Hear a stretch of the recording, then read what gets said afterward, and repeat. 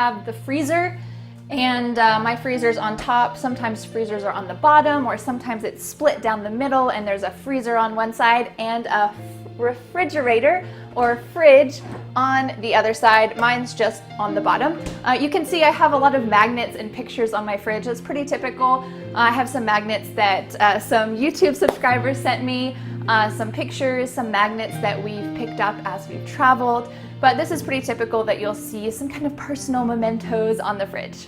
Here we have our dining room table. In the US, typically people will have a dining room, or maybe their kitchen will be a little bit bigger than mine because we live in an apartment. It's from the 1920s, so actually my apartment and my house is quite different than what you would typically see if you visited someone's house in the US, but a lot of the items are the same. So if there's any differences from typical houses in the US, I'll try to explain that to you as well. But here we have the table. Pretty simple. I bet you learned that in your maybe first class, in English class. We have chairs. We usually call these kitchen chairs, or if you have a separate dining room, you can call them dining room chairs. Because we have a 1-year-old, you're gonna see a lot of different items around our house that are for our 1-year-old. So here we have his high chair. His high chair attaches to the kitchen chair, so it's a little bit different than a standalone high chair. That would be just a separate chair, but we don't have much room in our kitchen, so we have a portable high chair that attaches to a chair. Next, let's move on to this table, which is where we cut things and prepare our food. Here you can see a fruit tray. You might call it different things depending on what region of the US you're from. At the moment, we only have 2 tangerines on the fruit tray. Typically we have more, but we also have a coaster. This is where you put your cups or your mugs, usually hot or cold things to keep the table safe. We also have a coffee grinder for grinding beans, and a sippy cup for our baby. And let's move along over here. On this side we have our cheese grater. This is with a T, even though it sounds like a D, grater. It's a cheese grater. Our knives. We have some measuring cups. In the US, we use cups and tablespoons and teaspoons to measure things. A lot of people have these in plastic, but ours are cute little cats. And here we have some condiments that we often use when we're cooking, so we have them close by and handy. We just have honey, some balsamic, some chopsticks, some salt, some olive oil, and of course you can see my plants, which are not doing too well. I don't have a green thumb, as they say. Our plants often die, so they don't have a good future looking ahead of them. This is our oven where we cook and bake things. Typically we call the top the stove top or the stove, and there's 4 burners on this stove top, and we have some knobs for turning on the stove. Inside is the oven. Often I'll just say the oven to mean the full stove or this full device, but you can kind of use them interchangeably. Some people are sticklers about that kind of thing. Sticklers means picky, picky about those kind of terms, but we often say oven, stove for this general device, but technically the top is the stove and inside is the oven. I have some pots and pans here. There's more under the counter. Here I have my glass lid because inside I'm making some butternut squash for lunch a little bit later, and my cutting board. I have a couple other cutting boards, but this one is my favorite, so it stays close by and handy. On this side of the kitchen are the oven mitts and our spice rack. Typically people will say spice rack or spice cabinet if they're inside a cabinet. We have, technically it's a shelf, but we call it the spice rack because all of the spices are there. I also have some tea and some cookbooks and some miscellaneous things on that shelf as well. So this is something that's pretty different from typical houses in the US. We have a sink. Most places have a sink with a faucet. We have the strainer or colander, usually a strainer for straining pasta or other things that we're washing. But we didn't have a dishwasher until about 1 month ago, and it's because this is an old apartment. As I mentioned, it's from the 1920s, so there's not air conditioning, not regular heating, no dishwasher, no washer or dryer for our clothes. But we decided to buy a, you can see here, tabletop dishwasher. This is not typical in houses in the US, but it's the same idea. Typically they're under the counter and it's kind of part of the furniture. But you can open the dishwasher and see the dish rack. Here we have some clean dishes and apparently toys that needed to be cleaned too. So we have the dish rack and you put your dishes in the dish rack. And up here I have a small dish rack just for more fragile things like these mugs or these glasses, but you can hand dry things and put them in the rack as well. So that's just depending on what you have in your house, if you have a dishwasher or if you need to hand wash things and then put them in the drying rack or in the rack. Above the dishwasher we have a cabinet where we keep our dry goods. So you can see we have some spices, some popcorn, things for baking. There's some pasta, some kind of leftover dry goods that we put in there to keep. A lot of people will have what you call a pantry. And a pantry is kind of like a closet where you keep dry goods, but our apartment's pretty small, it's old, we don't have a pantry, so we just have a cabinet.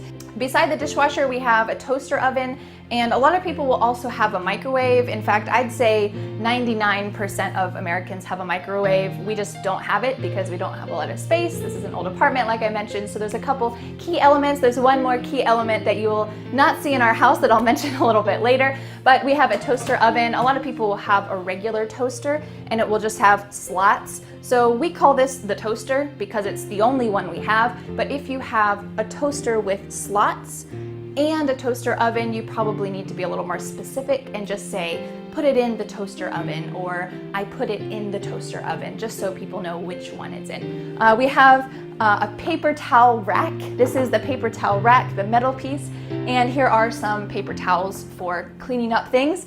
And we also have a water kettle, a hot water kettle for heating up water. So this is kind of like our little drink station. I have tea things, Dan has some coffee things, we have some dishwashing soap. This is where all of those kind of extra kitchen things happen. And finally, it's a little bit awkward for me to show you with the camera because it's a little bit high up, so I have to hold the camera myself. But here we have our dishes. So we have big plates, little plates. You might come across some specific words for different sizes of plates, but in reality, we just say big plates, little plates. We have some wine glasses, some regular glasses, tall glasses, short glasses, and bowls. A lot of people have different sizes of bowls or different functions for different bowls, but we keep it simple, bowls. Up on top as well, we have some mugs you can see. We have a lot of mugs because I feel like choosing the right mug for that moment is an important part of drinking a hot drink. You have to have the right mug. Do I want the mug with birds on it? Do I want the mug with a rainbow on it? It just depends, and it kind of lends the experience a richer feeling. I don't know if you feel the same way about the mug that you drink your coffee or your tea out of, but I feel like the mug is important to me. All right, let's go to the next room. When you first come into our house, we have a shoe rack where we line up our shoes, and this is typical in some American houses, but in a lot of American houses, people keep their shoes on. For us, we lived in Korea for a couple years, so we got used to taking off our shoes, and we have a sign on the door that says, please take off your shoes, we will appreciate it. But a lot of our friends have never actually looked at the sign, and we don't tell them, hey, take off your shoes. We're pretty relaxed when it comes to guests, but for ourselves, we always take off our shoes. If we need to run into the house for something quickly, then it's not a big deal. But we have a shoe rack so that we can easily take off our shoes and put them away when we come in our house. Welcome to our living room. There is one thing I want to mention about our living room, maybe a couple things, but specifically one thing that you're not going to see in our living room that's pretty typical, and that's just a TV. You could say television, but we often just say TV. Why don't we have a TV? Well, it was a conscious decision to not have a TV. First of all, because I'm not a big fan of different TV shows, and it's just not that enjoyable for me, but also I feel like I don't want to just have it on and always be watching. Anyway, we can talk about that another time, but I want to let you know that it's pretty typical to see a TV in American households in their living room, or you could say family room. Some people say main room. Some people say den, kind of like a lion's den. This is like a cave, but people say den. I don't know if that's a southern word, but some of my friends in the South say that. But we call this just the living room or the main room, and that's where we spend a lot of our time. On this side of the living room, we have a piano, some shelves for displaying different things. You might hear this called knickknacks, and that means sometimes sentimental things, sometimes just junk, but for us we try to keep only things that matter to us. So we have some sentimental items on our shelves, and on the piano there's some picture frames and another coaster. You might see as well that we have a lot of baby gates everywhere in our living room. It blocks off the full living room, and that's because we have a 1-year-old, so it keeps him safe, it keeps us sane, and maybe for you, if you have a baby, you also have some baby gates. I highly doubt that you have a tent in your living room, but if you have a baby, if you have a kid that likes to play, maybe you have a tent. So we just have this tent with all of our baby's toys inside, and he goes in there and plays, and we play with him in there, and it's just part of our living space.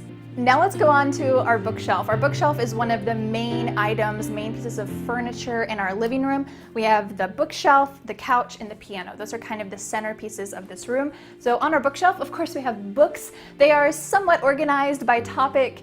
Not so much right now because I just tried to organize them there myself. But on the bookshelf, we have some speakers.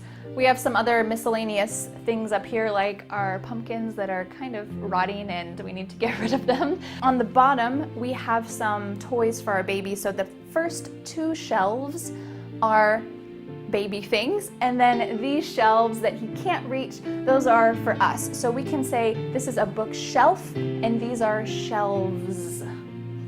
This is where we lounge. This is the couch. And we call this a coffee table, even though we don't typically have coffee on it, but it usually just means that kind of small-ish table that's in the middle of your living room or close to the couch. You might be surprised that sometimes Americans put their feet on this. I don't know if you do this, but I know in some cultures it's seen as extremely gross, but you just prop your feet up on the coffee table and kick back and relax. But beside the coffee table, or behind the coffee table, you can see we have a side table. I know this expression is really simple and it's kind of obvious, but if you want to denote which table, you could just say the side table or the table beside the couch. And on the side table, there's a lamp that we use to light our reading in the evening. On this side of our living room, we call this just our IKEA chair because it came from IKEA. But you might see people who have comfortable chairs like this in their living room. You might see them calling them an easy chair. Usually an easy chair is a little bit bigger than this, a little bit more comfortable. Or you might hear them call it a lazy boy. They're not talking about how you're not studying and you're not working hard. I'm sitting on the lazy boy. No, it just means that when you sit on it, you feel lazy, you feel comfortable. So a lazy boy has a foot prop that comes up so you can completely relax and lay back. But for us, we just call this our IKEA chair. It kind of bounces a little bit. It's not a rocking chair. It doesn't completely go back and forth, but it has a little bit of movement. We have here our windowsill. The windowsill is the place where we can put seasonal things or just some decorations if we want. And the window, here we have the inner window. It has some kind of maybe more old-fashioned 1920s style panels here, but we also have inside our window another feature, so let's get a little closer and take a look. Most windows in the US have a screen, and that's on the other side of this main window just to prevent mosquitoes and bugs coming in the summertime. But because it's winter, we also have another pane, a window pane that's down. It's the storm window. So here you're only seeing the regular window pane, but on the other side we have a second layer that's called a storm window. And you could put it down in case of a storm, but typically it's used in the winter time, usually for older houses, because older houses have 2 layers of window. They don't have maybe some modern technology for the window structure. So we have a screen, a storm window, and just this regular window inside. Before we leave this room, I just want to quickly talk about the basics of a room. We have, of course, the walls and the ceiling, but here we have hardwood floors We don't have any carpet in our house, and that's mainly because it's an older apartment, so it has wood, but also because we have 2 cats and a baby, so it's a little bit difficult to clean carpet. But most American houses will have carpets, usually in the bedrooms, or if they have an upstairs area, in the upstairs, but some will have it as well in the main room or in the living room. I think it's kind of becoming a more modern thing to have hardwood floors, kind of going back to that classic style. So you might see that, you might have that in your house if you live in the US, but carpets and rugs are just removable small carpets. Rugs and carpets are pretty typical, but we just have hardwood floors. This is not laminate.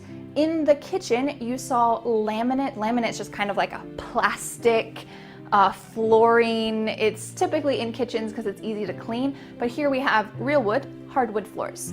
Welcome to our office, drum room, spare bedroom, a little bit of everything, and another dying plant. And oh, we have Dan. Dan's working on editing a vocabulary video for the Fearless Fluency Club. If you'd like to learn with us, you can learn with us every month. But in this room, we have the office desk, we have the desktop computer, we have laptops and whatnot as well, but the desktop is great for editing videos and having a big screen. So he's sitting in an office chair and he is using some of the office equipment. How's it going? It's going well. Are you getting some inspiration from the fish? Obviously, and their huge ball of algae over here. Yep. Welcome to our bathroom. We have only 1 bathroom in our apartment. A lot of American houses have at least 2, but our apartment's a good size for 1 bathroom. Typically in the US, we say bathroom. In the UK, you're gonna hear people say toilet, but in the US, we do not say toilet unless we're talking about the physical object, the toilet. So in the US, when you say toilet, you feel a little bit dirty maybe because you're imagining the throne, that chair that you sit on. So it's a little bit weird in the US if you say, I'm gonna go to the toilet. We can imagine that piece of furniture, so it's a little bit better to say, I'm going to the bathroom. We use the term restroom to talk about a public place. Some people might even say bathroom for a public place. So maybe in a restaurant, or maybe in a gas station, or if you're driving and on a road trip, there might be a rest stop and you go to the restroom inside the rest stop. Those are the most typical expressions that you're going to hear in the US, bathroom and restroom. But I would not say this is the restroom. If I said restroom at a friend's house, I'm going to go to the restroom. It's quite formal, and it seems a little bit weird, like I'm trying to be too formal when really I'm just going to the bathroom and it's my friend's house. So I recommend using restroom only for maybe workplace situations or for public places like restaurants or gas stations where you're going to the bathroom. It's gonna be a little bit tricky to film in here because the bathroom's long and narrow, but we're gonna make it work. So here we have the shower, and we know it's a shower because we have a shower curtain. But in the US, you'll typically find 2 shower curtains. On the outside, there's one that has usually a nice, pretty color on it. And then on the inside, you'll see a shower curtain liner. And this is, I'll try to show you here, this is on the inside of the bathtub. And that's to prevent water from spilling out. I know I visited some other countries that don't have shower curtains at all, and I found it quite difficult to take a shower without getting the whole bathroom wet. So in the US, it's convenient. We've got a shower curtain, and we have a shower curtain rod up here you can see to hold the shower curtain. Inside the shower, we have a bathtub, and you can take a bath in here, but most people don't take a bath. Usually just kids take a bath. It's kind of small, it's not so comfortable, and it's not really part of American culture for adults to take a bath. You might see in some movies maybe a woman in a bathtub with a glass of wine and there's some candles. This is not typical at all.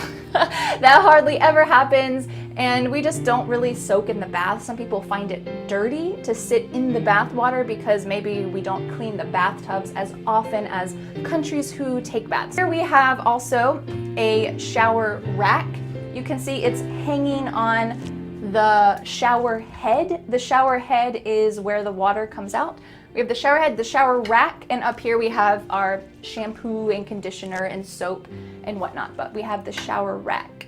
Moving on in the bathroom, we have a little table here with some toiletries. on the table. There's, some lotions or contacts or toothpaste. These are things that you use to get ready in the morning or to get ready for bed. They're toiletries. We have a soap dispenser, and we have the sink and a faucet. And it's pretty typical that you'll see an outlet as well in the bathroom. I know some countries don't have outlets in the bathroom. It can be kind of dangerous to have an outlet in the bathroom, so of course just don't put your hairdryer in the sink. Little word of wisdom. And it wouldn't be a bathroom without a toilet. So we have the toilet, we have toilet paper, and we have the handle for flushing the toilet, as well as usually 2 separate lids on the toilet. I know some countries don't have 2 separate lids. It's kind of a all-in-one combo, but in the US we have 2 separate lids, and usually a brush, a toilet brush for cleaning the toilet, and a plunger in case you need it. And don't forget some more dying plants just to round out your full experience of our house. Oh, I don't want to forget as well, we have these hand towels. This hand towel is for drying your hands after you wash your hands, and a washcloth. This is for washing your face. Oftentimes a hand towel will have a little ring, and it will be inside that ring, but we don't have that, so we just hang it over the shower curtain rod. Welcome to my bedroom. The lighting is a little bit different in here because we have some extreme blackout shades and blackout curtains so that we can sleep and so that our baby can sleep, especially when he takes a nap during the day. So you can see here on the window we have some black shades and also some black curtains. That is essential, and it has helped our life so much. All right, let me show you around. Of course, the main feature of a bedroom is the bed. Here's our bed, and we have a quilt on our bed. This is something that Dan's great-grandmother made, but you'll often see simply sheets in the summertime, or maybe a thin blanket, but in the winter you'll see a comforter. This is a thick, fuller type of blanket.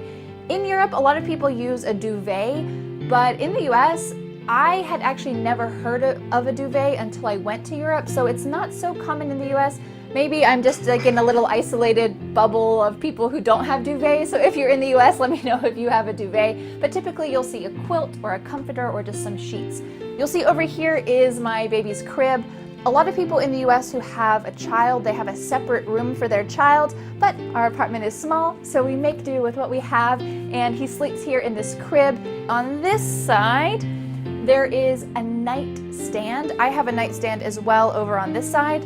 The nightstand is the table that goes beside your bed, and typically there's a lamp on the nightstand. Maybe there's a drawer or a shelf, and you can put some books or something in that nightstand that you use when you're sleeping. This is our set of drawers. You might hear people say dresser drawers. This I feel like is a little bit older English, like maybe my parents or my grandparents might say dresser drawers. But for me, I just say a set of drawers, or it's in the drawer. This is a difficult word to pronounce, so I hope that you can say it clearly. Drawers, drawers. Inside our closet, you'll see some clothes that are hanging up. We hang up the clothes in the closet, or you can say they're hanging in the closet. And they're hanging on what? They're hanging on hangers. A lot of words that have to do with hang, that have to do with the closet. So the clothes are hanging up in the closet. Some people also fold their clothes up here, maybe some winter clothes or some pants that you don't want to hang up. One quick thing that I'd like to mention that we don't have, but often typical American houses will, especially standalone houses. Apartments sometimes have this, sometimes don't, but a lot of houses have a master bath, or you can say master bathroom.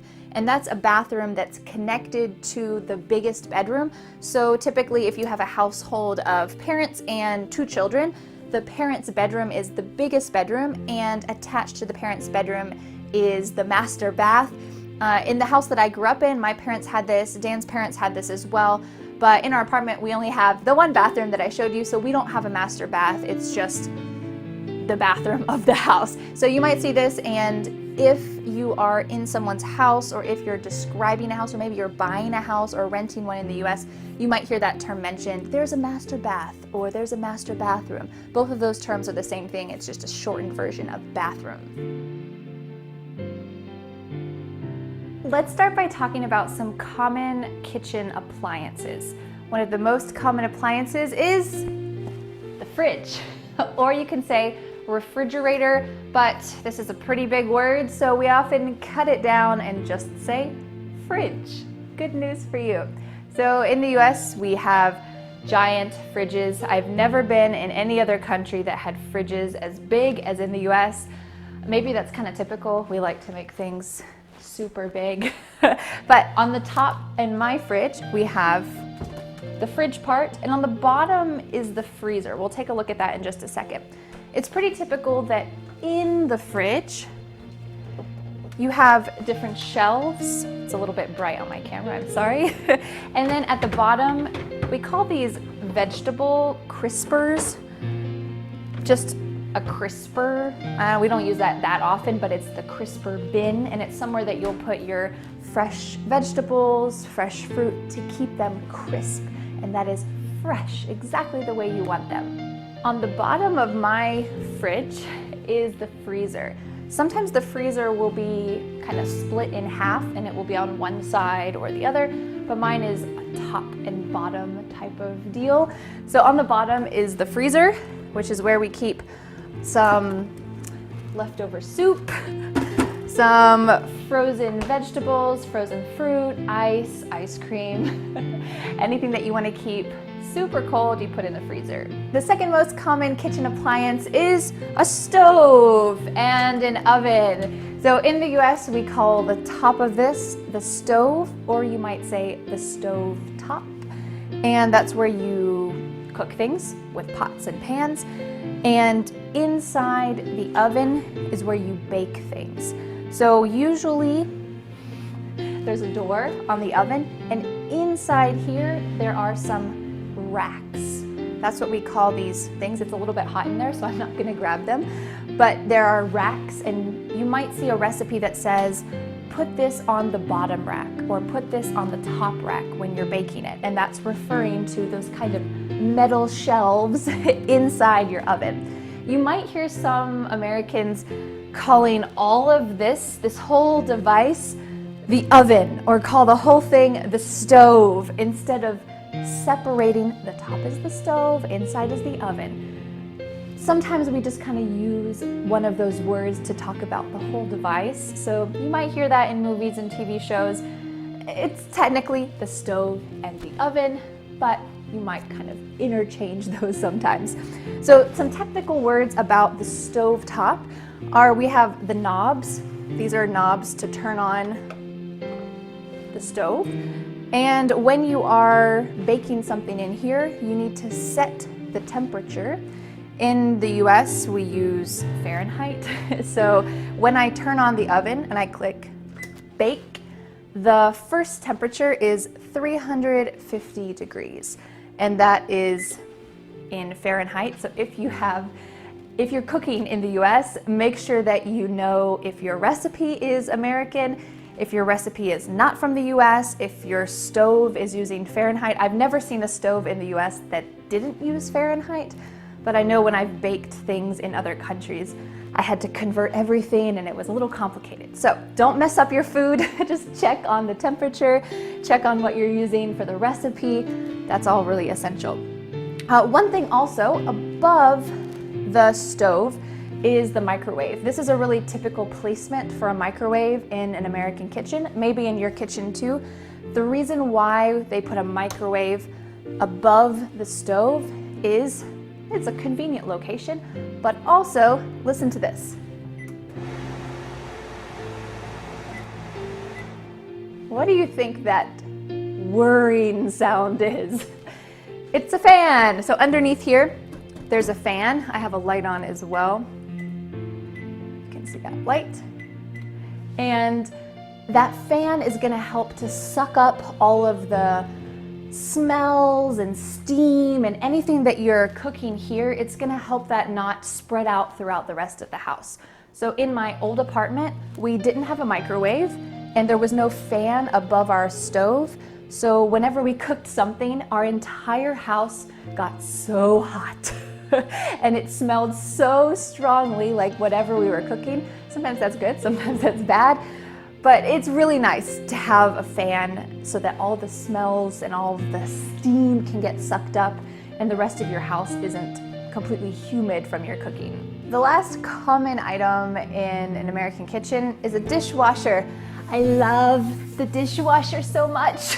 In our old apartment, we didn't have a dishwasher and we bought this tabletop dishwasher. It was so amazing. If you live in a place where you are always hand washing dishes, I respect you a lot because that is tough work, especially when you're cooking a lot. We cook a lot at home.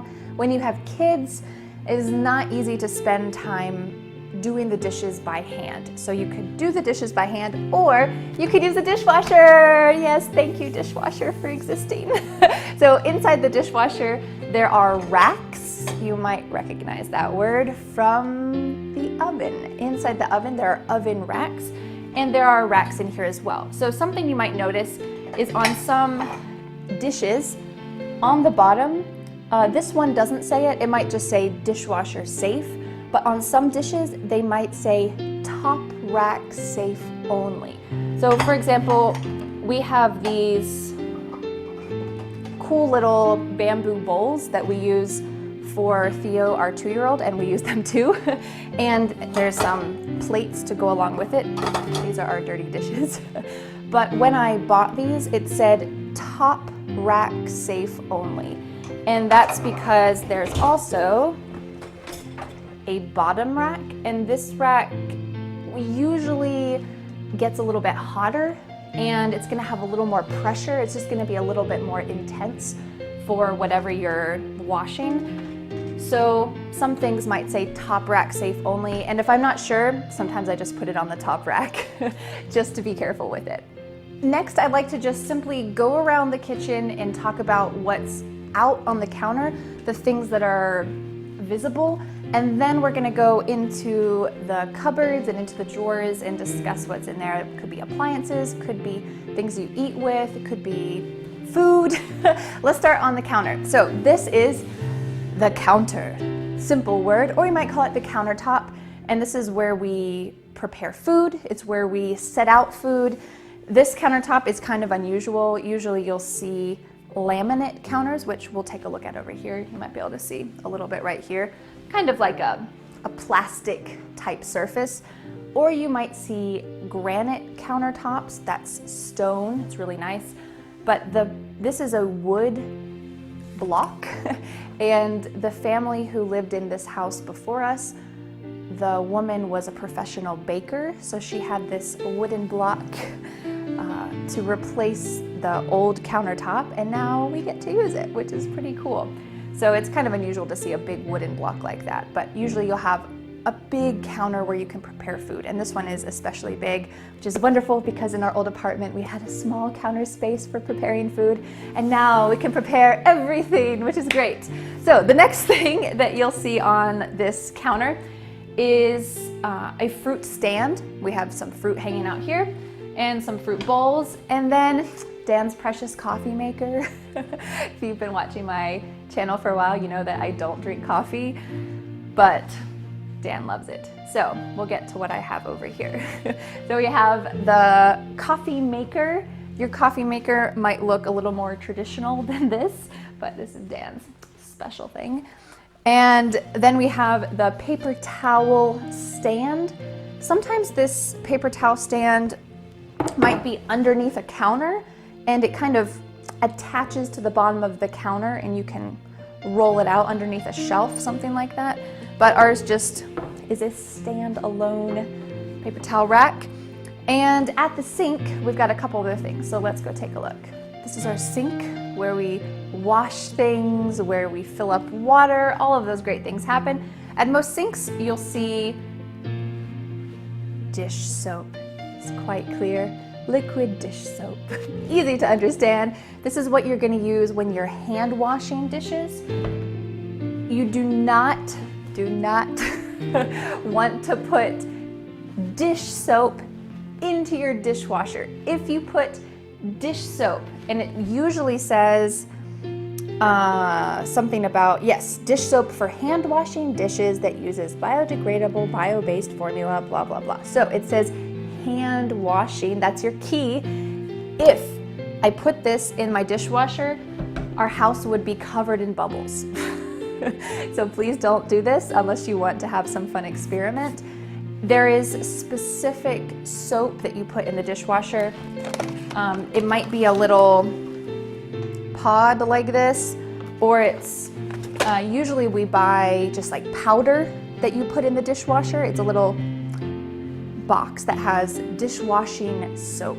So make sure that you use dishwasher soap. It's for washing your dishes in the dishwasher in the right place, and you use this in the right place. A little friendly word of warning. So usually at the counter, when you're washing dishes, you'll find some kind of towel. We don't use sponges, but you might find a sponge. And this is like a reusable, cool little microfiber towel. We have a bunch of these, and that's what we use to hand wash dishes. You might also find, this is called steel wool. It's just a little piece of metal mixed up together, and you can use it to kind of scrape some hard spots on pans or pots. You'll also see a faucet. This is the faucet, and hot water, cold water. We're so lucky. We're living in the 21st century. We can just have hot and cold water whenever we want. It's amazing. Our sink also has this cool little thing. I wonder if this exists in your country. So I'm going to turn on the water, and then I'm going to turn this. Whoa, isn't that cool? I'm amazed. So this is just like a little sprayer, so you can spray the sink out, or you can spray a dish. I once played a terrible prank on my dad for April Fool's Day, because if this has like a little button on the side, and I put a rubber band around it so it was always pressed, and when you turn on the water, usually it comes out here, but if this button is pressed, it will come out of the sprayer automatically. So I had a rubber band around it, and in the morning he went to the sink and he turned on the water. You can imagine what happened. It didn't come out here, it came out here and went and sprayed him. It was a good prank. And it was April Fool's Day, so it's all right, but I thought that was a pretty clever moment when I was in high school. So watch out for rubber bands around your sprayer. There's also hand soap. This is for your hands, that's quite obvious. Usually we use liquid hand soap. You might see people use a bar of soap, but that's pretty unusual. I'm curious in your country if you use bar soap or liquid soap like that. Let's continue on to the side and see some other things that are on the counter. You might be wondering what this giant metal tub is. Well, this is not common in most American households, but I'm a water snob and I love clean, pure water. In the US, it's totally fine to drink tap water. That's water that comes from the faucet. It's not a problem. I'd say 98% of places in the US, you can drink the tap water. And here, you can drink the tap water. It's completely fine, but I think it tastes very strongly like chlorine and just kind of chemicals. So we have this water filter, and we use this glass jar. Take the tap water and pour it in here, and it has some huge filters. This is called like a gravitational long filter device. I forget the technical term for it, but it doesn't filter it automatically. It takes maybe 2 hours to filter, so we're always pouring water in there, and it stores the water down here, and it tastes amazing. So if you ever come to my house, drink some water. All right, and the other part of this counter is, this is kind of a fancy schmancy device, but I got it for Dan one year for Christmas because he likes to drink sparkling water, and I felt like it was a little bit wasteful to buy cans of sparkling water, so I bought this soda stream device. It's pretty nifty. So there's a bottle, a specific bottle that goes with this machine, and you fill the bottle with water, you put it in here, and it just carbonates the water, so it makes it sparkly. And you can do it as much as you want. You can use your own water. and it's kind of an endless thing. And then when your carbonation device is empty, you can just return it and they recycle it. It's a really cool system. Anyway, if you drink a lot of sparkling water, check it out. Well, the next thing is the toaster. You might have this in your house, or maybe you don't. In my other video, 150 household items, we had a toaster oven, and that's with a door, and you have to lay everything flat, and you can also use it like an oven. It's kind of like a mini oven. But in this house, we decided to get a toaster, just a regular toaster that has slots at the top. Then we have Dan's coffee grinder. More coffee devices, and here is my section. This is the tea section. So I have a lovely teapot, some tea strainers, a couple things of tea right here. I have another drawer that's got lots of fun tea. If you drink tea in your country, I would love to try tea from your country. That's always the thing that I love to try. I love to try lots of stuff when I travel, but whenever I travel, I love to try the kind of traditional food and also the kinds of tea that people drink around the world. So I'm always curious what kind of things that other people drink. My P.O. box is in the description if you want to send me any. All right, we are back at the stovetop, but on the stovetop there is something I didn't mention, and that's a tea kettle for heating water. Pretty clear it's for my tea or for something else if you want to just heat up some water. It's got a cool little thermometer on the top so that you can see how hot it is, because you don't want to overheat your green tea. It must be the perfect temperature. Maybe some people don't care, but I do. And finally, before we go into the cupboards and the drawers, I'd like to end at this piece of the counter, which has some important elements for cooking. We have some cutting boards. These are wooden cutting boards that we have here, and this kind of laminate wood cutting board here, and some oven mitts. So this is a flat oven mitt, and this is an actual mitt, like a mitten that you can use to protect your hands. And on this little tray, not everybody has this. This is just something that we do for convenience. We have some common items that we use when we're cooking, like olive oil or honey or salt and pepper, or my prenatal vitamin for our baby, some chopsticks, some knives, and some kitchen scissors. I'm curious if you use scissors in the kitchen. We use scissors a lot, but I feel like growing up, my parents didn't use scissors that much in the kitchen, so maybe it's kind of a more modern thing, I'm not sure. Do you use scissors in the kitchen? Next, let's take a look at some of the dry goods, some things in cupboards, some different appliances and things that are put away. These shelves are quite high, as you can see. But up here, we have some dry goods. Dry goods are any kind of food that doesn't need to be refrigerated. So for us, that's pasta or couscous or quinoa, the types of things that don't need to be refrigerated. We have some alcohol. I was actually using that to make some apple cider spiked with rum. Not for me, unfortunately, because I'm pregnant, but for our friends, for our pumpkin party we had. And here is a little bit messy, but it's all right. We have some cookbooks. A lot of kitchens have cookbooks. You probably do too. If you have any favorite cookbooks, please recommend them. I always love browsing through cookbooks, and at the end of every year for Christmas, I usually buy a new cookbook.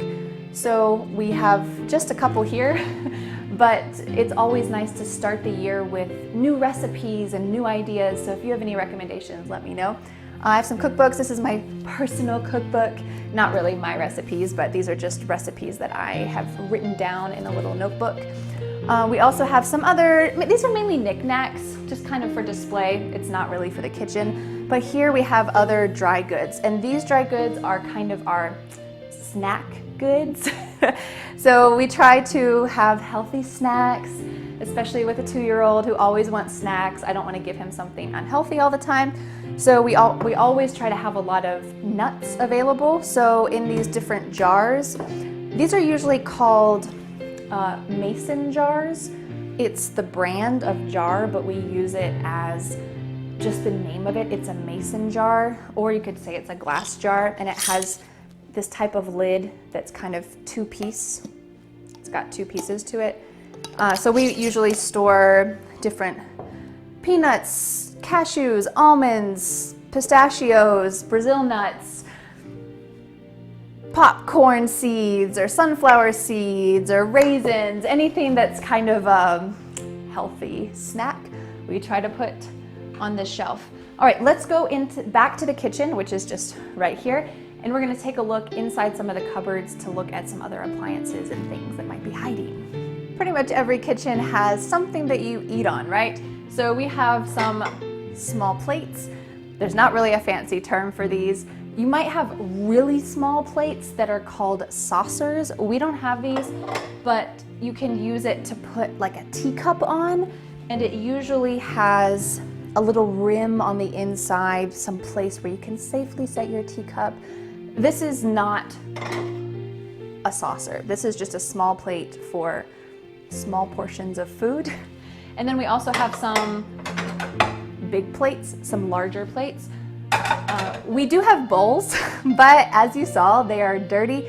All of our bowls are dirty. We usually go through bowls really quickly because especially now it's a little bit colder outside, so we eat a lot of soup in our house and we finish all of our bowls pretty quickly. So we do have bowls. I'm sure you know what bowls are though, so no problem. On the shelf as well, we have some mugs, some more mugs in here. I love mugs. And some glasses or just some cups. You can call this, it is glass, it is made of glass, but you can also call it just a cup. So there's some smaller cups, there's some beer glasses. This is the right size for drinking beer according to Dan. I don't know, I'm not a big fan of beer. But we also have up here a strainer. Sorry, I'm a little bit low here because these shelves are really high. This is a strainer. We put this in the sink to wash our fruit and vegetables. Super handy. You probably have something like that in your kitchen. And we just have some other coffee things like a hand grinder. Dan loves grinding coffee by hand. Or a pour over for coffee. This is kind of the miscellaneous coffee supplies. There's a French press up there. Other little devices. All right, let's go to this shelf over here. Okay, I'm just gonna sit up on the counter because it's a little bit awkward to film a high spot and I'm down here and I'm showing this. So I'm sitting on the counter, no judging.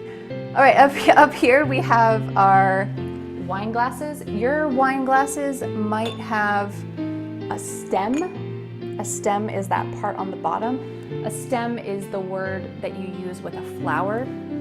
There's a flower, and then under the flower is a stem, and it looks like that. But these wine glasses do not have a stem. We have some little fancy glasses too. And on the shelf is generally just knickknacks. This is a point of contention in our relationship. Whenever Dan has a really cool beer glass, he wants to keep it because it looks cool, but I feel like when you display too many beer glasses, it kind of looks bad. Kind of looks like you drink too much alcohol, and Dan doesn't drink that much alcohol, but when you display all of it, it's not that great, I think. Anyway, so I'm always secretly recycling them. Shh, don't tell him. Actually, he knows. He knows. Sometimes he'll look up and say, hey, where'd that go? Oh, okay, I guess there were too many. So these are some glasses that Dan thinks are super cool. All right, now we're gonna go around the kitchen drawer by drawer. I'm gonna pull some things out. You're gonna see inside the drawers of our kitchen. Not so clean, but maybe yours is not so clean either.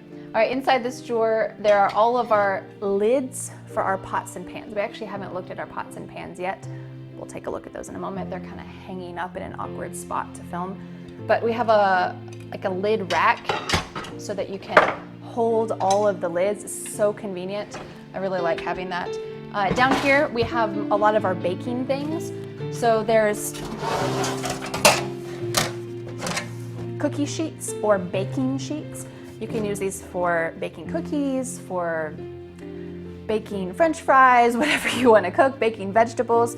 And we also have this is technically called a cooling rack So you can bake cookies and then set them here, and because there's some space, it will cool the cookies and they won't get too moist, it'll cool evenly. But I also use this for baking. It fits on this sheet perfectly, so I use it when maybe we're baking something that has a lot of grease, like chicken wings, something that has a lot of grease and I don't want my food cooking in the grease. I'll put that up here and then the grease will fall down underneath onto the pan. And it's a little bit healthier and also tastes good for some things to cook it like that. Some other baking items that are under here are different pans for baking different items. So this is a bread pan, but we also have different casserole dishes. So this is a casserole dish. It's pretty common in the US to eat casseroles. I don't know if I've ever actually made one myself. Maybe that's more my parents' generation making a casserole. I don't know, maybe in colder places in the US they make casseroles. It's basically just throwing everything in, maybe some potatoes, maybe some pasta, some cheese, some broccoli, throwing in maybe some meat, and you just kind of bake it together. And it's kind of like a strange lasagna, if you can imagine this kind of idea.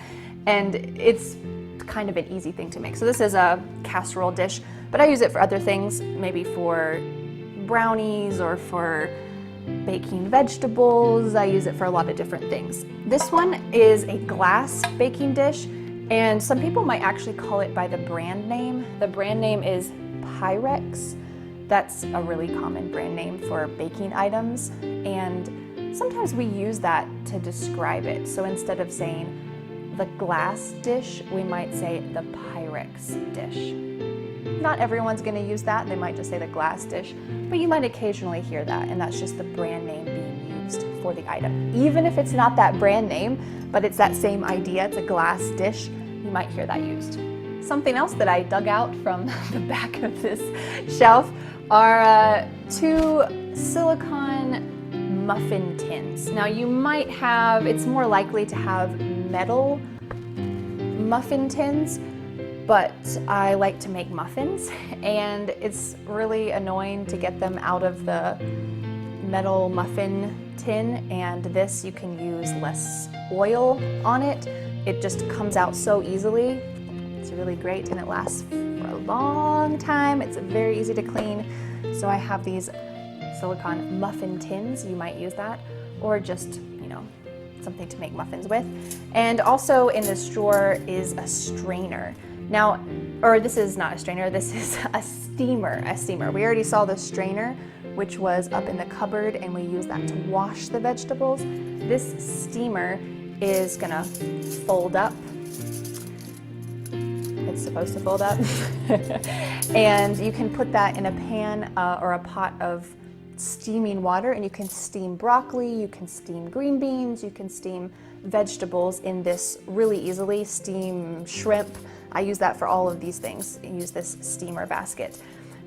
I think these steamer baskets, maybe they're pretty common around the world, but this folding metal type, I've had a couple of them, and they always fall apart. The little leaves on them always fall off, even if it's like a pretty good brand name steamer basket. So I'm curious in your country if you use this type of thing and if you have better quality ones. It's cool that it can fold up, but sometimes the little leaves get stuck. Okay, that worked pretty well. But maybe it's just because I have a 2-year-old. He likes to pull them off, and then you find them around the house. Not very handy when you have a 2-year-old. Next, let's move on from this cabinet and go to these drawers. So a cabinet is gonna open like this, like a door, and a drawer, which is a tricky word to say, is gonna open like this. Let's start at the top. At the top, we have silverware.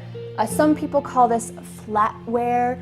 It's kind of a restaurant word when we're talking about forks, spoons, butter knives, chopsticks, steak knives, children's stuff.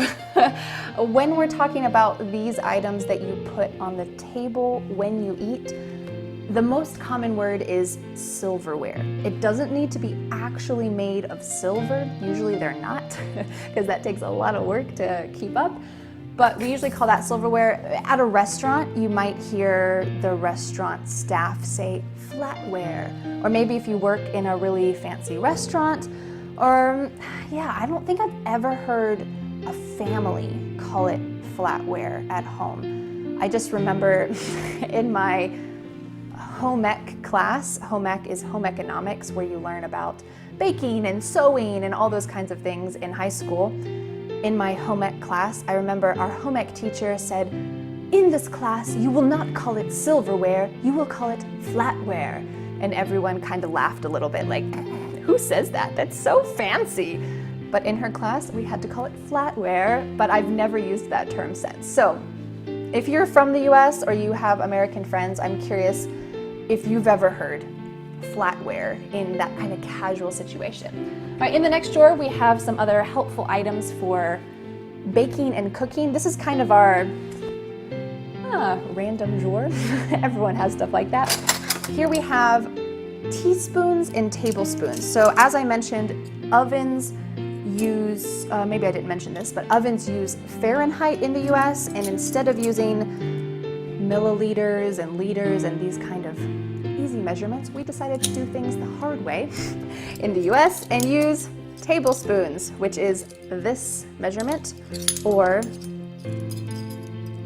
this one here, this big circle, or teaspoons, which are these.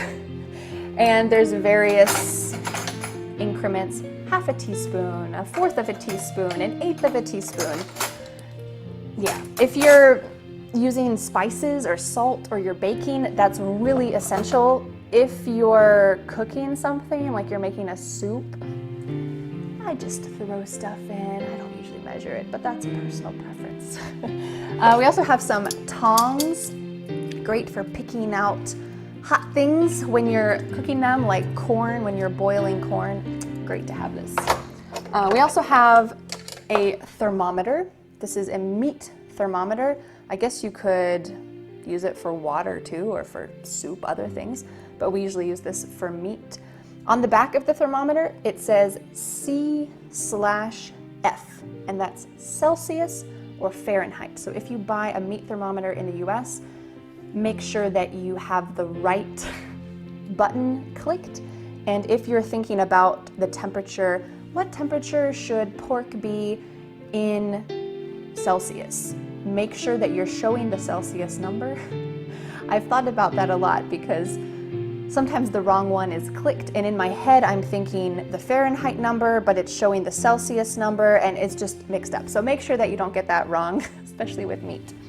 We also have a meat pounder for pounding chicken or steak or whatever you want to get to be more tender. You might see this also called a tenderizer.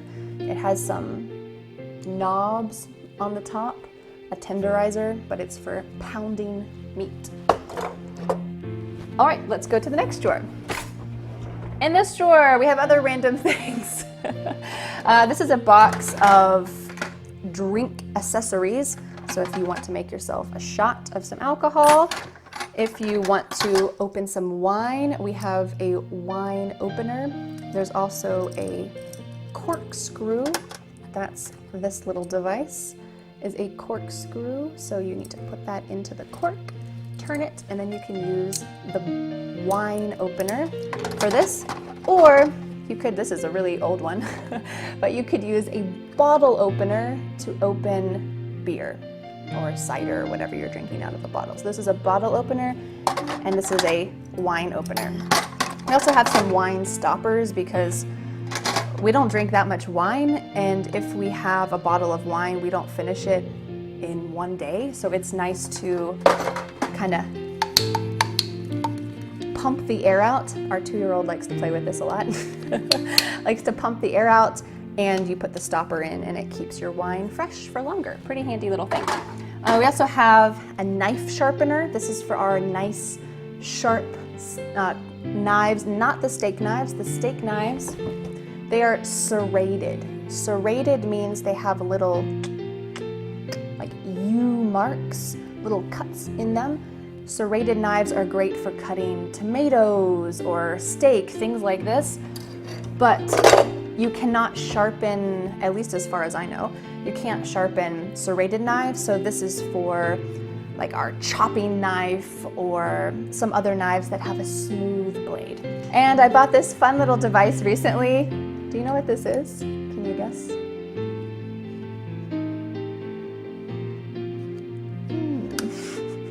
You put a hard-boiled egg inside this, and when you push it down, these little strings will cut the egg. And I bought this because I saw a toddler using this to cut hard-boiled eggs, and I thought, oh, my 2-year-old is gonna love this.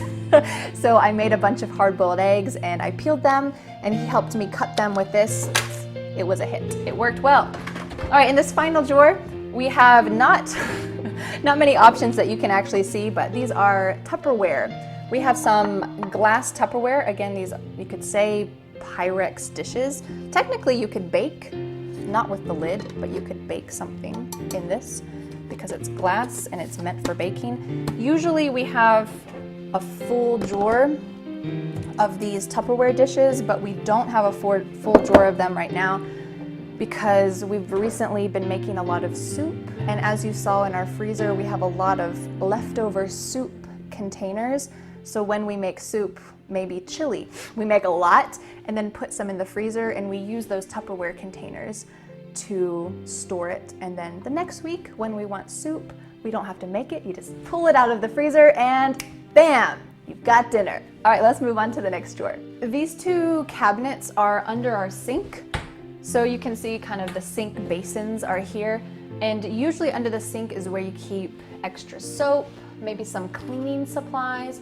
We have trash bags, extra trash bags, extra little cleaning rags. It's kind of like a cleaning section. I'm curious, what are some things that you put underneath your kitchen sink? This is usually where in the US you'll find cleaning supplies. We also have a couple appliances. This is the blender, and we can blend soups, we can blend smoothies, you can blend applesauce, whatever you're making in there. And also a rice cooker. Rice cookers are not common kitchen appliances in the US, but I don't know why not, because they're so handy. It's so convenient. We use ours for cooking rice. We use it for steaming some like potatoes, things that take a long time. And it also doubles as a slow cooker. So this is a special rice cooker that has a slow cooker button, and you can just put whatever you want to slow cook.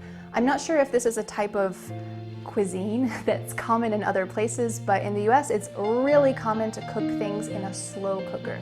So a lot of Americans will not have a rice cooker, but they will have a slow cooker, and it looks pretty similar. Usually it has a glass lid that you can take off, but it's this kind of heavy-duty pot, and it's electric, and you can put usually soup ingredients, like you can put vegetables and broth, and you just push the button, and after 8 hours, usually you go to work and you come home and it's all finished and you didn't have to do anything. It's so great. So you can use it as a slow cooker. If you've never heard of a slow cooker, I recommend looking up some recipes with it. It's really interesting because slow cookers have been around for a long time, but the idea of having a good meal cooked without much time in the kitchen has always been popular. So a lot of people use slow cookers over all generations. It's a pretty cool device to have. In the next cabinet, it's pretty nifty. Let's see how it works. This opens and whoa, this spins. When we first saw this house, I thought, oh, this is so cool. I can't wait to use this. And the bottom spins too. And this is just where we keep our dry goods. So you saw some of the dry goods up on the shelf. Those are just kind of some pretty ones for display. We do eat those, but it just kind of looks cool. And in here is where we keep beans and vinegar and tomato paste and rice and all of those things that we use for cooking, but we don't need to keep them on the counter. A lot of people in the US will have a pantry, and this is like a closet in your kitchen where you can keep all of these types of things. In this house, we don't have a pantry, so we have this lazy Susan is the term. It's a rolling cabinet. It could just be a circle that you put a pot on and that circle spins. That's called a lazy Susan. You might see this at restaurants, you might have it on your kitchen table, but this is also called a lazy Susan. I don't know why. Poor Susan. I'm sorry if your name's Susan. You're not lazy. It's just the term for this type of cool spinning shelf, and it's really helpful for being able to access a lot of stuff and make the most of your space. We are almost finished. Hurrah! These are the last drawers in my kitchen. In these drawers, we have our most used kitchen utensils. So I'd like to go through these because they might be similar to what you have in your house. First, we have a simple spoon. This is for stirring things that we're cooking.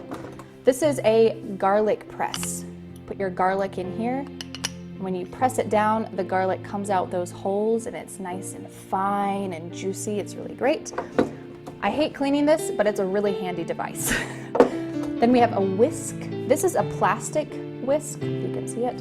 It's a plastic whisk, but a lot of whisks are metal. So they might have a metal part here to it. This is a soup ladle. You can ladle, we can use it as a verb too. I'm ladling the soup with the soup ladle. This is a soup ladle. You might call this too a soup spoon, but you most likely hear it called a ladle. Next, this is just a little scraper for our rice cooker. This came with it, and I like to scoop up the rice with it.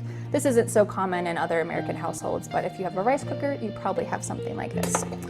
We also have a can opener. This is a manual can opener, so you have to do this by hand. When I was growing up, my parents had an electric can opener, and it was a little device that stuck on one of our cupboards, and they attached a can to it with a magnet and just pushed a button, and it automatically opened the can. Pretty cool. Actually, our cat, the cat that we don't have anymore, he's 18 years old. He passed away a couple years ago, but the cat that I grew up with, he loved that electric can opener because my dad would often open cans of tuna with the can opener. So every time my cat heard the can opener, he would run downstairs and wait. Please, please, I want tuna, please. And usually my dad would give him some of the juice or a little piece or something.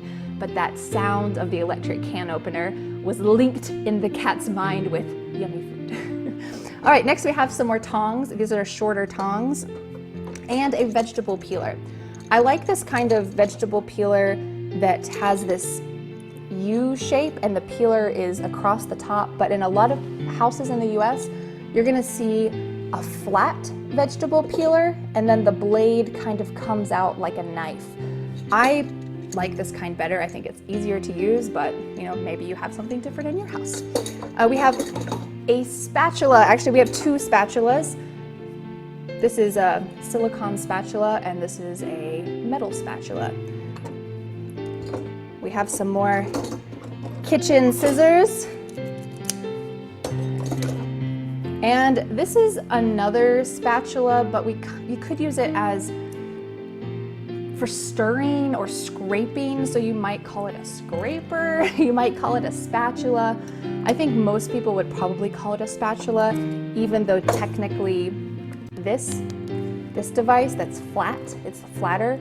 You can flip eggs, you can flip things with this spatula, and this one is more for mixing, like if you're mixing some bread dough or if you're mixing something, you might be more likely to use this, but we'd still call this a spatula. If I think of another name for this, I'll write it here, but I'm pretty sure we just call this a spatula. We also have a lighter, hurrah, great for lighting candles and whatnot. All right, let's go to the next drawer. Here are all of our spices. So if you watched our other video with from our old apartment, 150 household items that I've mentioned a couple times. In our old apartment, we used to have all of our spices on a shelf. Personally, I prefer that because you can see the name of all the spices and you don't have to, all of these, all I see is the black lid. So I have to often pick up each one and see what is this, what is this, what is this. So I feel like in the future we'll probably have a more useful way to store our spices. Maybe we'll put them on a shelf, but for now they are in this drawer with some tea and some other like tea filters, other types of drink things. But this is where we store our spices. And then in the bottom drawer, this is kind of a weird angle to show you, but in the bottom drawer are all of our other things that we need in the kitchen. So there are small plastic bags. Sometimes we use the brand name for this type of bag, and we'll call this a Ziploc bag. This is not a brand name Ziploc bag, but some people still call it that, even though you might not actually use that brand. Ziploc is the brand, but you might just use a generic or a store brand name type thing. So we have some plastic bags. I have some reusable cloth bags, some reusable sealable plastic bags. I like to use these for cheese because it's just nice to have something that you can use again and again. There's also some extra garbage bags in here. I'm curious, what do you think this is called in English? There are plenty of names, but in the US we just call this plastic wrap. Some people might say cling wrap. I'm sure there are other names for this, but putting plastic wrap on something, I've tried a lot of different natural methods for using instead of plastic wrap, but really plastic wrap is so handy. It's so handy to use. And we also have in here aluminum foil, and we use that whole name, aluminum foil. You might put this on a dish when you're baking it. You might put it over the dish to keep it warm. It's a lot of different uses for that. And I also have some wax paper or parchment paper. So technically this is not wax paper. You'll see in the store a different item for wax paper, but some people call it wax paper. It's technically parchment paper. But this is what you can put down on your cookie sheet or on your baking sheet so that you don't have to clean it up that much. So usually I like to put this paper on my baking sheet to just lessen the mess afterwards. And last but not least are the pots and pans, essential for cooking. Mine are hung up really high. Right now I'm standing on a chair. These are up here, but it's really nice to be able to have them hung up. In our kitchen, we don't have a specific place where we want to put these. As you can see, all of our drawers are full of other things, so it's really handy to have these little hooks up here. If somebody tall comes to our house, they just have to watch out and not hit their head. So we hang up our pots, little pots. These are stainless steel pots, stainless steel pans, and we also have a non-stick pan. That's the coating that's on here is going to help it to not stick. On this side, this type of, I'll take it off so you can see. This is called a wok. You're maybe familiar with this type of item. This is an old wok. It's supposed to be non-stick, but it is quite old. So it's not exactly non-stick anymore. But all of these are pots and pans. You might also hear something like this get called a saucepan because it's small. Some people call that a saucepan. I just call it a pot, a small pot, or a pan. So there's simple words, there's more complex words. I'm sure there's regional words for these types of things, but I hope it will help give you kind of a base for your vocabulary. Before we get started, I want to explain some words that I use to talk about this room. Look at these 3 words: bathroom, restroom, washroom. I'm from the US and we use only 2 of these. Can you guess which 2 we use? You just heard me say one of them. We use bathroom and restroom, but there is a difference between these. A bathroom is generally in someone's house, in some kind of comfortable location, and a restroom is usually used for a public situation, maybe a restaurant, or in your office if you need to go to the bathroom. You might use this because it feels a little bit more formal. It's a little more indirect. It's a restroom. You don't know what's happening in the restroom. I'm just resting. So we use restroom generally to be a little more polite or to talk about bathrooms in a more formal setting. As for the word washroom, in the US, I don't think I've ever heard anyone use this. I could be wrong. It's generally more associated with Canadians. So in Canada, they often say washroom. But anytime that I say this is what they say in Canada, this is what they say in the UK, please just understand that I'm not an expert in other types of English. I only know what I've experienced here in the US. What about these words? Toilet, loo, John, and water closet. Well, we do use the word toilet, but we don't use it to talk about this room. We never say, I'm going to the toilet. It seems gross or just too direct. And loo, we never say loo in the US. Also, John, we don't really say the word John either, but this expression water closet, if you saw this sign, what would you think that means? Let's say you're at a restaurant and you're looking for the bathroom and you see this sign on a door. Would you know that that's the bathroom? You might be able to guess, but water closet, or WC, is sometimes on a bathroom door and it just means that's the bathroom. Now sometimes we use kind of silly words to talk about the bathroom. For example, you might hear lavatory, powder room, girls' room.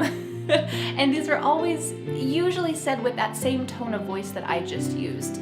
Lavatory, this is a very high-class way to say bathroom. So if you are wanting to be a little bit silly, you might say, excuse me, where's your lavatory? If you're in your friend's house, you might say that'd be kind of funny. Or you might say, I need to go to the powder room to freshen up. And I think this is something that we don't ever say seriously. It's usually just kind of as a little joke. Oh, I need to go make sure that there's no food in my teeth. I'm going to go to the powder room. Or you might hear the girls' room. And this is not just for little girls. This is talking about the bathroom. If you go to your friend's house and you need to go to the bathroom, you might ask, where's the girls' room? But only if you're a girl. We don't really say where's the boys' room. I think that maybe this is just because sometimes women are more indirect about these types of things. I'm not sure, but occasionally you will hear these silly expressions used with the bathroom. Now we have 2 more. What about these 2 words? Porta potty and porta john. Do you have a porta potty in your house? I would be very shocked.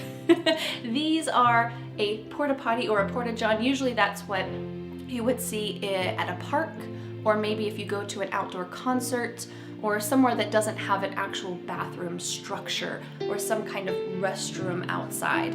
So you might see these types of facilities. All right, now that we have cleared all that up, when you come to the US, you can use bathroom or restroom. And let's get on to talking about the items in my bathroom. Let's start off by talking about this.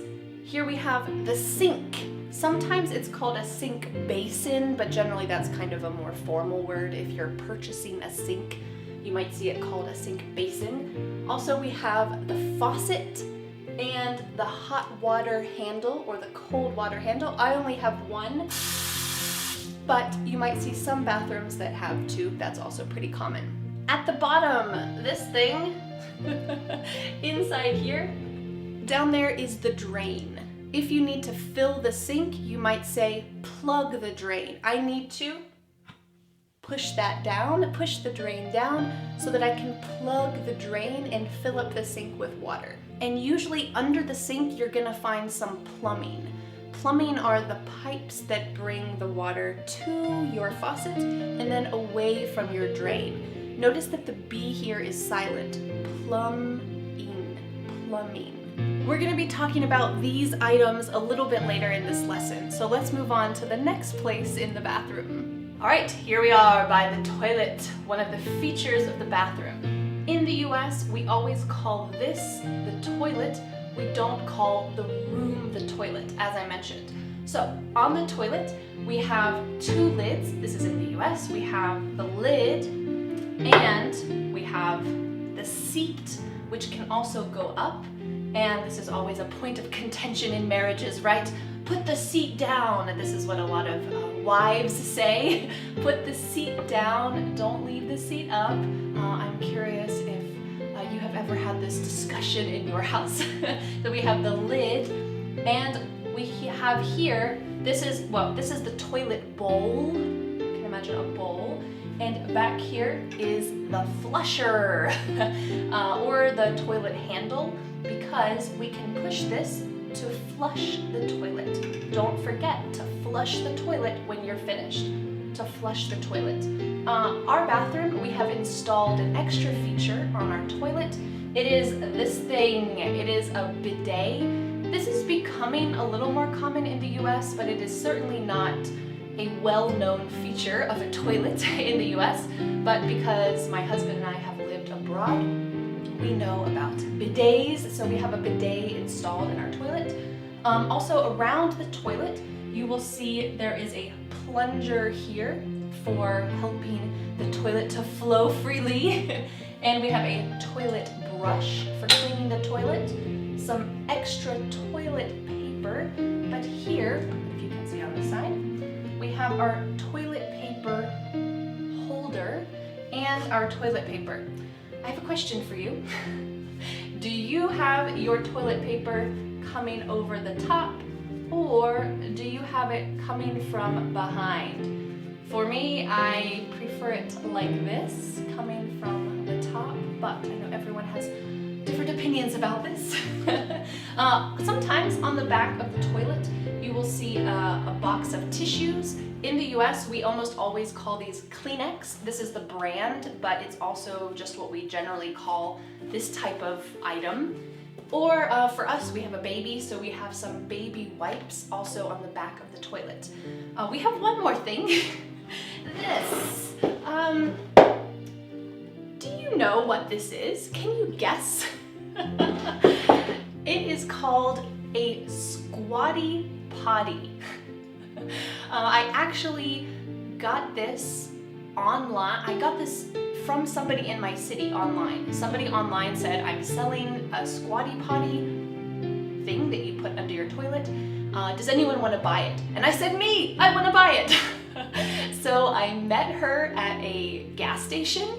Kind of felt like a drug deal because she hopped out of her car. She said, are you here for the squatty potty? And I said, yes, I am. And I gave her my 10 bucks and she gave me the squatty potty and we left.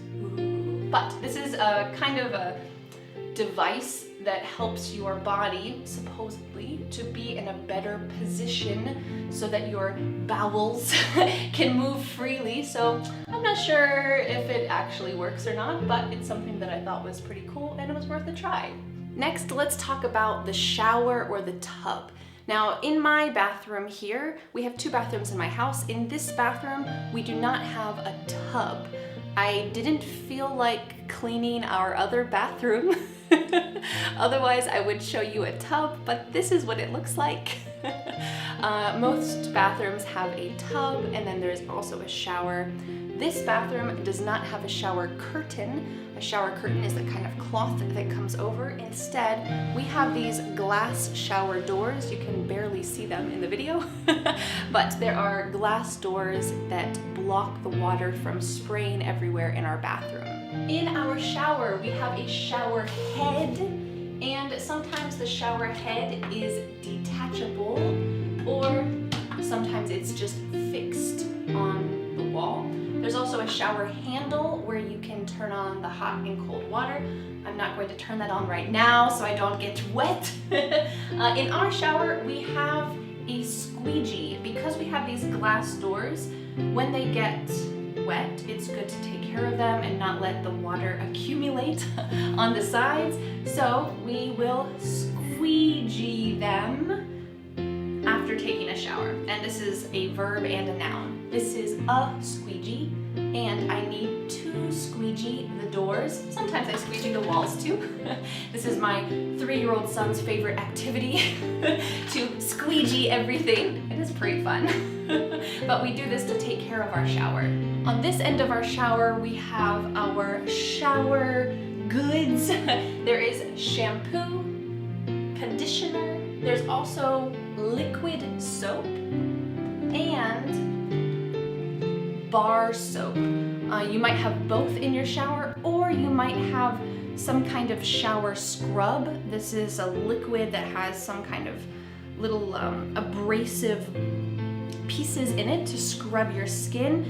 A lot of people will use maybe a loofah or a sponge or a washcloth to wash their body. We have this little, it's a thing that we got in Korea. Well, it's not the same one from Korea, but it's this little rag. You can put your hand in it, and it's a little bit scratchy, and you can kind of just wash yourself with this. I like it. On the wall of our shower, we have tiles. These are the shower tiles. A lot of people like this look, but they don't like taking care of it because in between here is called grout. And you have to occasionally clean the grout in your shower.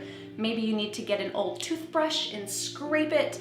You need to do something. We have this spray that somebody gave us. It cleans without having to rinse. Spray it on your shower once a day. I don't do that. I spray it maybe once a week if I remember, but you can spray it on the tiles and maybe it makes it so you don't have to scrub them. I don't know. We'll see what happens, but there's different products like that too. You might notice here in the bottom of our shower is a little turtle. It's a secret that all Americans keep a little toy turtle in the bottom of their shower. Don't tell our secret. Just kidding, it's my son's toy.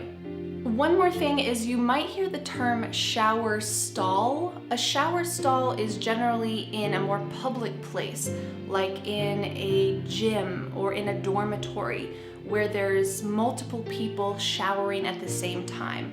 A shower stall are going to be those individual shower spots. There might be a shower curtain, there might be nothing, it might just be open, but this is kind of a more public thing. So we don't really use the term shower stall to talk about the bath shower area in your house. That's more in a public place. In our bathroom, we have several types of towels.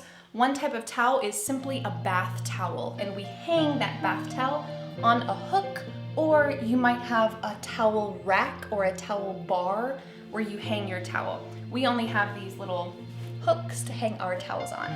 You also might use a washcloth. I mentioned this previously that you might use this in the shower. For me, I use this to wash off my face in the morning or in the evening, and I hang it on this little rack to dry. Another type of towel you might have is simply a hand towel. All of these are pretty self-explanatory, right? Bath towel, washcloth, I guess you could wash anything with that, and hand towel. Can you guess what you wash with a hand towel? You use it to dry your hands, and it's hanging on this ring to let it air out in between washings. Next, let's talk about some of the items which might be in your bathroom. On our counter, we have a comb. This is not a brush. I have some hair ties, my glasses, some deodorant, and a contact lens case. You might just say also a contact case. I have my jewelry. There is an outlet for plugging things in. On the other side, we have a soap dispenser here. Then we have our toothbrush holder Inside that toothbrush holder is a toothbrush and toothpaste. Beside it is an electric toothbrush. There's some floss, some more deodorant, and underneath here is a glasses lens cleaner and another glasses lens cloth. A lot of bathrooms in the US will have a little closet or some shelves for linens. If this is a separate area or if it is in your closet, we still call this a linen closet. Linens are sheets, towels, blankets. Mine is a little bit messy, a little bit disorganized, but it's okay. So here, these are where I keep my linens. On the other side of that linen closet is another shelf where we keep some Band-Aids, extra shampoo, these types of things. And we could call this a medicine cabinet, but it's not necessarily a cabinet. You're gonna see that in just a moment. Instead, we'll still say that this is in the closet and these are some extra bathroom items. Some other items that you might have in your bathroom is some contact solution. This goes with my contact lenses that I wear occasionally. Some contact lens solution. You might also have some Q-tips. I don't really use these, but for some reason we have them. Instead of Q-tips, you might have cotton balls that look like this, or cotton rounds. Sometimes people use these to take off makeup or for other things, I guess, but you might have other kind of cotton supplies in your bathroom. In the bathroom, you have some tweezers and fingernail clippers. These are giant fingernail clippers. And sometimes on the fingernail clippers, or you might have a separate piece as well, there is a nail file for filing your nails. Occasionally, this is called an emery board. I haven't really heard this an awful lot in my life, but if someone said, oh, I need to buy an emery board, I would know what they were talking about, but it's not as common as a nail file, which is pretty clear, right? It's a nail file for filing your nails.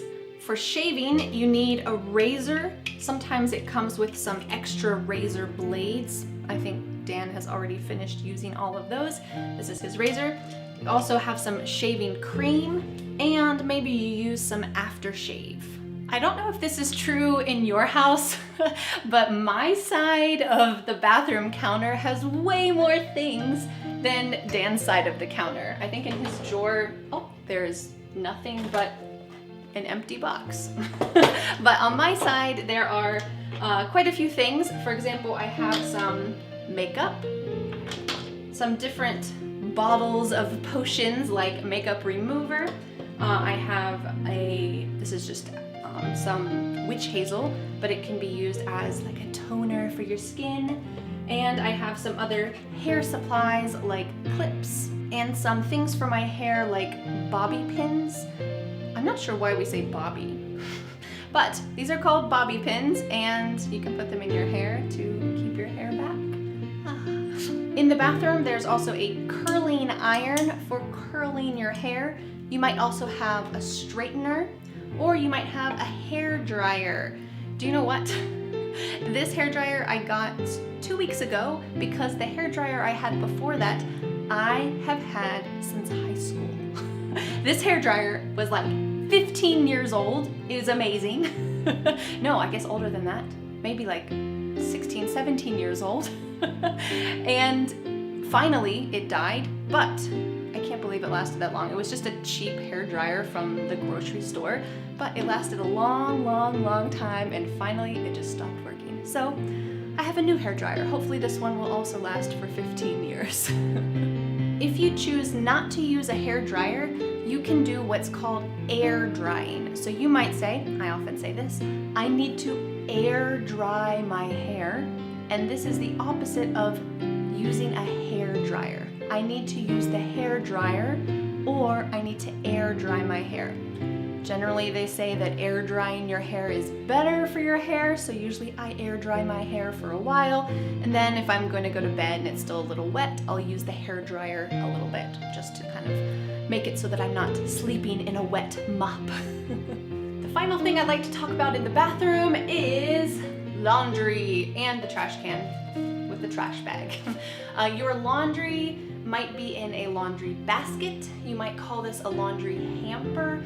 I personally don't use the word hamper. It feels a little bit old-fashioned, but it might just be a regional difference in the US, where some places say hamper, some places say basket. This is a laundry basket. This is kind of soft, but you might have a hard plastic laundry basket too. In the laundry is dirty laundry. And this just means dirty clothes. There's dirty laundry, I need to put it in the washing machine, and then after that I'll fold it and I'll put it away in the closet.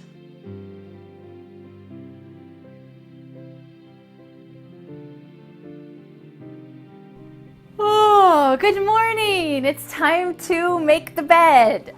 Maybe I'll put the pillows here at the top. I gotta pull up the sheets, pull up the comforter, put some decorative pillows up.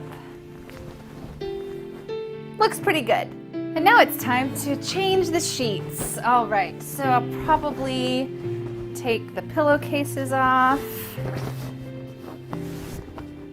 Gotta wash the pillowcases, take the comforter off, take the flat sheet, take that off the bed, take the fitted sheet off the bed, and I gotta put some new sheets on the bed after that.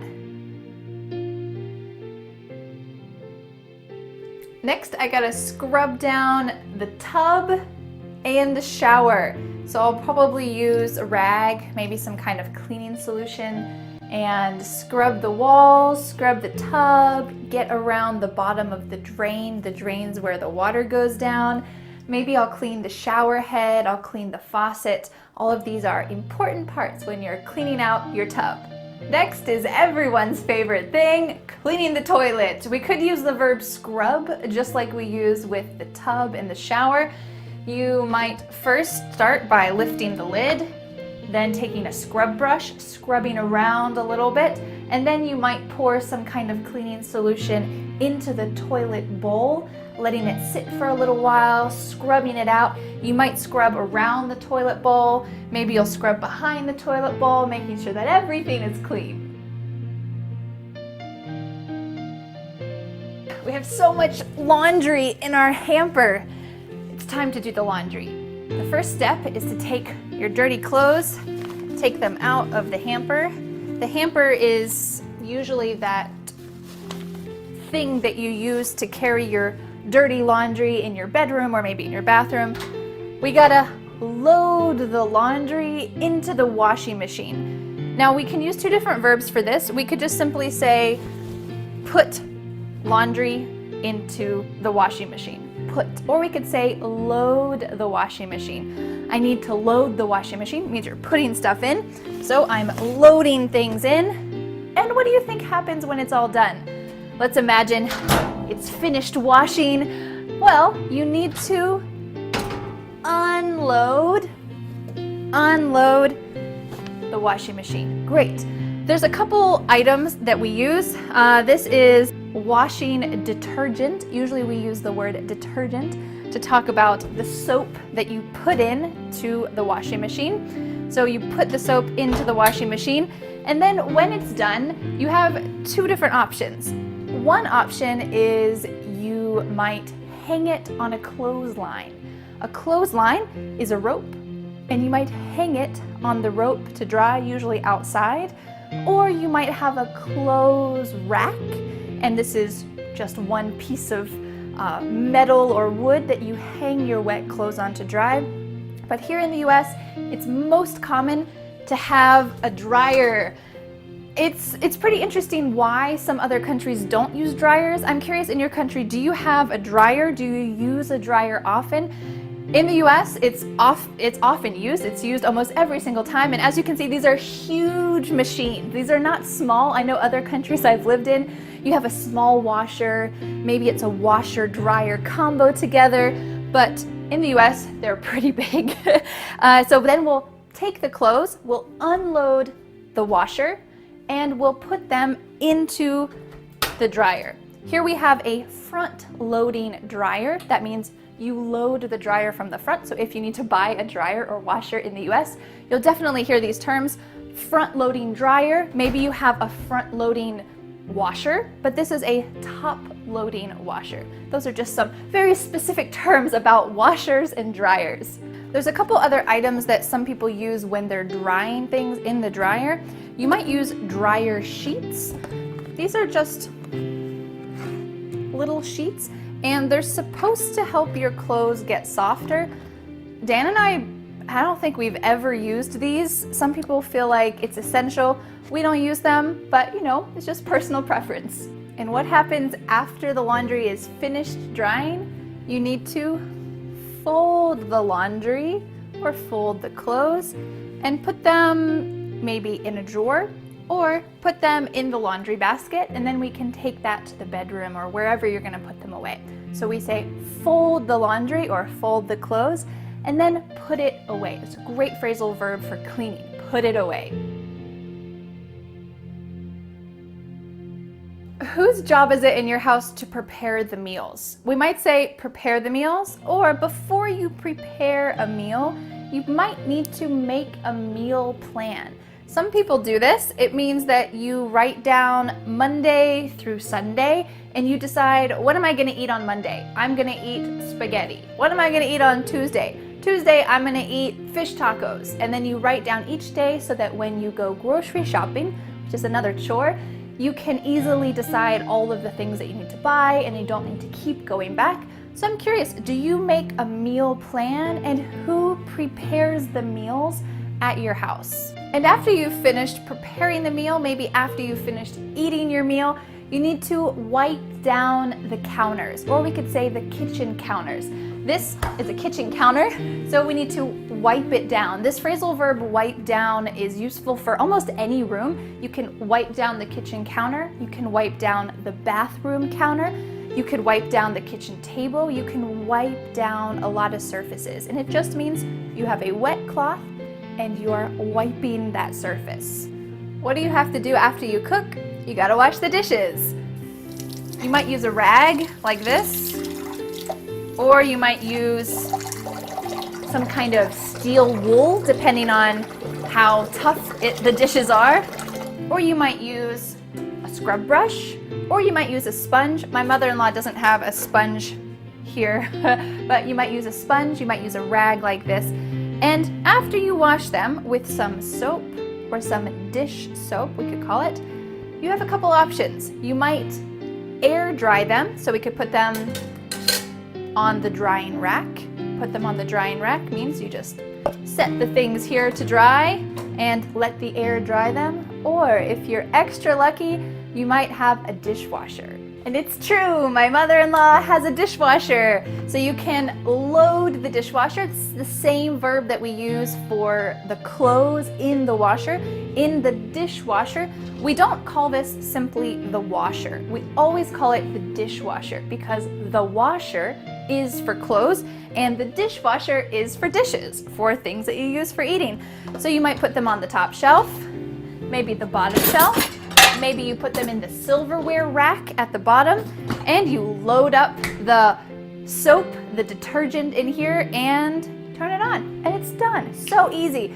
So if you don't have a dishwasher, you have to wash them by hand and you need to set them in the drying rack. You've got two options. What do you use at your house? Whose job is it in your house to take out the trash? Maybe this is something that you do every day. Maybe it's something that you do weekly. If I can figure out how to get my mother-in-law's trash, aha, I did it, open.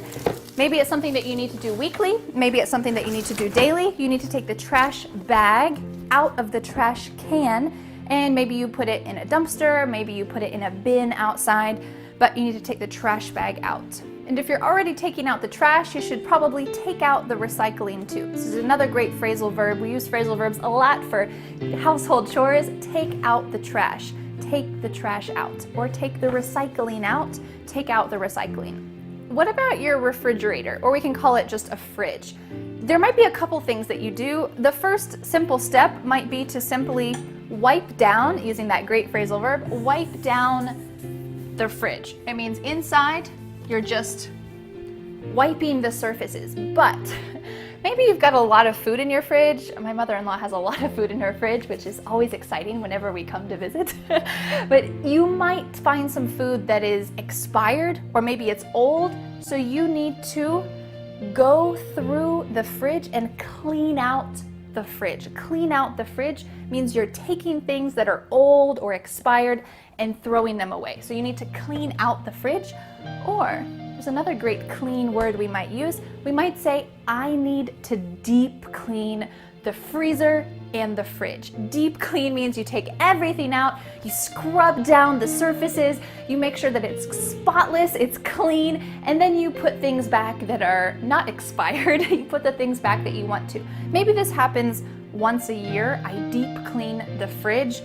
For me, that isn't really happening on a schedule. I think the last time that we deep cleaned our fridge was when I was pregnant, and every smell was so terrible, and I told Dan, our kitchen smells so terrible, I can't go in the kitchen. But really, I was just pregnant. It didn't smell terrible. And so I asked him, please, can you deep clean our fridge and freezer? There's something that smells terrible in there. Really, nothing smelled terrible. It was just my nose because I was pregnant. But thankfully, Dan deep cleaned our fridge, and it was good for our fridge. It didn't really help me because everything still smelled terrible. But for this moment, you can deep clean if you want to really scrub and make sure it's spotless. If you have any hardwood floors or linoleum floors in your house, you need to arm yourself with a broom, and you need to sweep the floor, probably daily.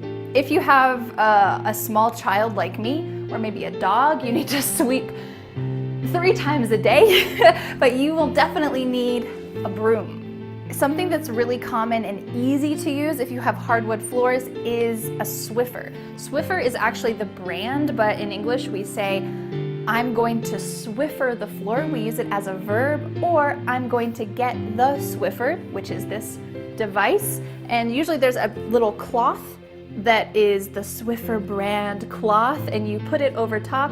It's a disposable thing. It might be dry and it kind of picks up some cat hair or dust, or it might be wet and you can kind of easily mop the floor. But if you don't have one of these, you might need a mop, or maybe 2 mops. My mother-in-law has 2 mops.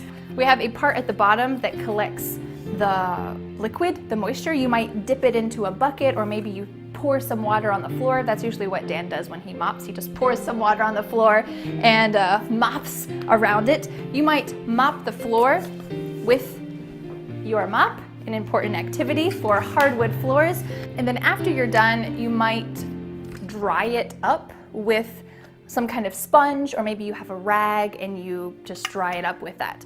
Here you saw that I used another phrasal verb to dry up something.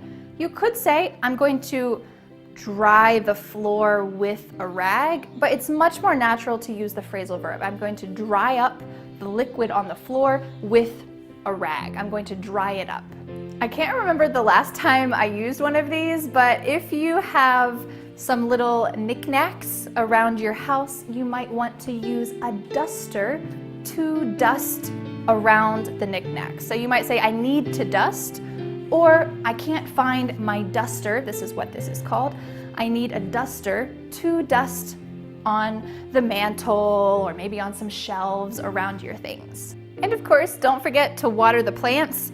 This is not a watering can. This is just her tea kettle, but I couldn't find my mother-in-law's watering can. But you can imagine you need to water the plants with a watering can. Unless you're me, and I always forget to water my plants. If you saw my other video about household words, you know that all the plants in my house have suffered a terrible fate. They're not living. But she has a green thumb, so all of her plants look beautiful, probably because she has remembered to water them. If you have any windows, at some point you'll need to wash the windows. You might use a device like this, which has some kind of pad on it so that you can get the window wet. And then it has a little thing here, a little strip at the top that's usually rubberized, and that's called a squeegee. A squeegee, so you can kind of do it like that, and then all of the water flows off of the window and it's nice and clean. This is a perfect device for this. I don't have one of these things. That's why I came here to film this video. But you might need to wash the windows and then squeegee the windows. You might notice that a lot of these words that we're using for household chores are nouns and they're also verbs. This is a squeegee, but I can also say I'm squeegeeing the window. I'm using it as a verb. So there's a lot of interchangeableness, and this is great for your vocabulary. You learn one word, you can use it in two ways, so it's kind of a 2-for-1 deal. And of course, at some point, you'll need to clean up or tidy up. Tidy up means you're putting things in their proper place. If you have a kid, you're probably constantly tidying up, hopefully teaching them to tidy up after themselves. But you'll probably be tidying up at least once a day. It's a good rule of thumb. So here I'm tidying up, or just generally cleaning up, putting things in their proper place. Another thing that you might do infrequently is to wipe off the baseboards. These are called the baseboards, or the molding. Molding is this similar type of wood, but maybe it's around the door frame, or it's on the wall somewhere, maybe around the windows. There's some molding. So you might just wipe down the molding. You might have some clothes that need to be ironed. This is an iron, and we're ironing the clothes. I'm using this as a noun and as a verb. This is an iron. I'm ironing the clothes, and I'm ironing it on an ironing board. Honestly, I can't remember the last time that I actually used an iron. Maybe 15 years ago. This isn't really something, obviously, that is necessary in my life these days. And don't be fooled, it's not even plugged in. I'm not using it now. It's just for show. If you have a carpet, you might not need a broom or a mop, but you will probably need a vacuum. You will need a vacuum because you will need to vacuum the floor. So you need to vacuum the carpet, or maybe you have a rug. A rug is one that comes up. You can move it, you can remove it. You might need to vacuum the rug, or vacuum the carpet, or vacuum both.